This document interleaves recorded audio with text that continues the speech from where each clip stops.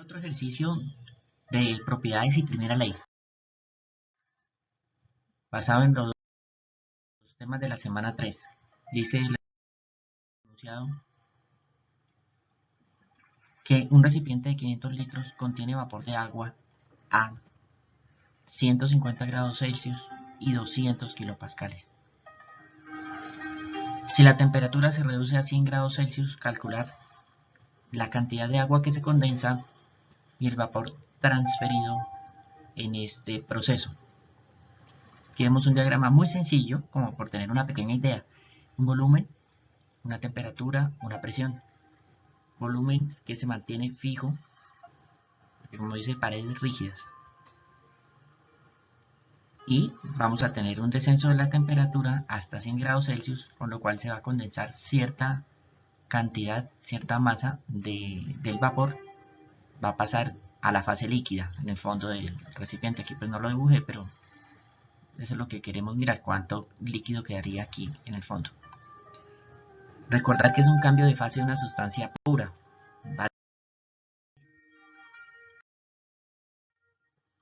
Cambio de fase de sustancia pura implica algo. Bueno, pero primero vamos a las tablas. A la condición inicial de 200 kilopascales y una temperatura de 150 grados Celsius.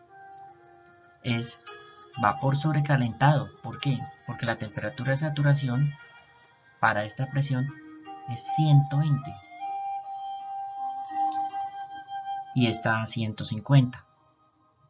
¿Sí? Está por encima de la temperatura de saturación a la presión del proceso, del sistema inicial. 2 bar, 0,2 megapascales, 200 kilopascales. Entonces aquí es importante tomar en cuenta este volumen específico y esta entalpía específica va a ser la misma entalpía inicial,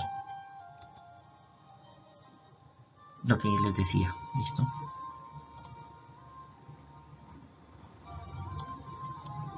Perfecto.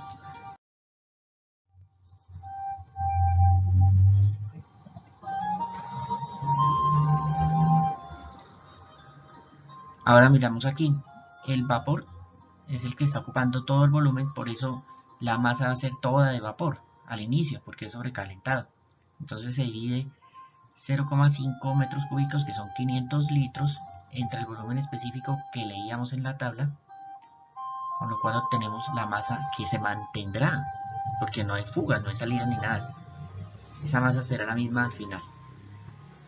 Bueno, como es un cambio de fase, les decía, se mantiene la presión constante a 100 grados Celsius. Eso quiere decir que la presión va a ser la misma a 200 kilopascales que tenía inicial, y luego ya llega a 100 grados Celsius, se enfría para que se condense. O sea que el proceso se da así. Esa es la idea que va a ocurrir allí.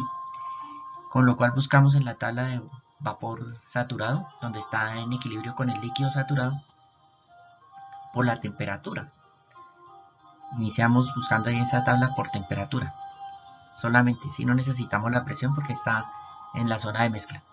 Listo. Entonces con 100 grados Celsius miramos los volúmenes específicos para el líquido saturado y para el vapor saturado, y asimismo la entalpía específica para el líquido y para el vapor.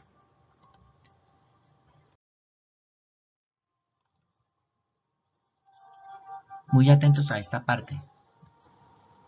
Como el volumen es constante, porque no se mueven las paredes, es rígido, y la masa también porque no hay fugas, ¿vale? Entonces el volumen específico también, quiere decir, el volumen específico de la mezcla al final del proceso, a los 100 grados Celsius, es el mismo volumen específico del vapor al inicio.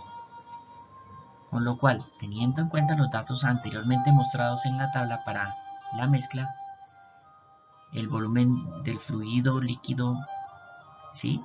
0,001044, y el del gas, el vapor, 0,6729, y este valor BFG2, que es el mismo BG1, por lo que decíamos aquí, pues se aplica la fórmula para la calidad, que es volumen específico de la mezcla menos el volumen específico del líquido sobre volumen específico del vapor menos volumen específico del líquido.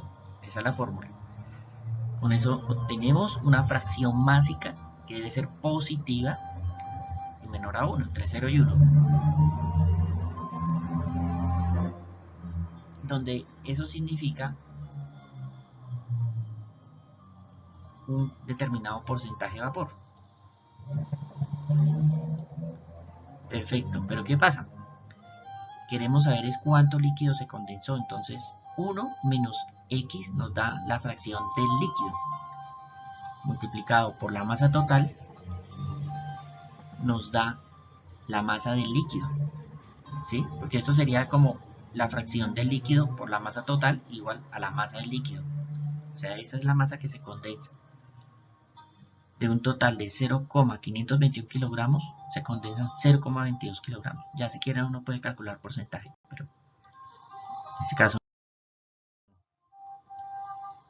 Y ya prácticamente para terminar, como ya tenemos la calidad 0,5733, listo.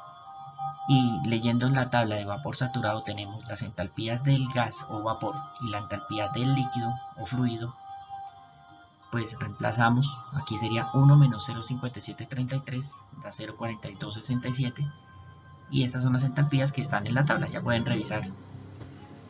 Listo, nos daría una entalpía de la mezcla final de 1713. ¿Y cómo sabríamos la inicial? Con la tabla de vapor sobrecalentado, y ahí sí solamente era un dato. Recuerden, cuando es en mezcla sí toca con calidad, cuando es sobrecalentado o líquido comprimido, solamente un valor de las propiedades resultado, ¿no? Las propiedades que buscamos.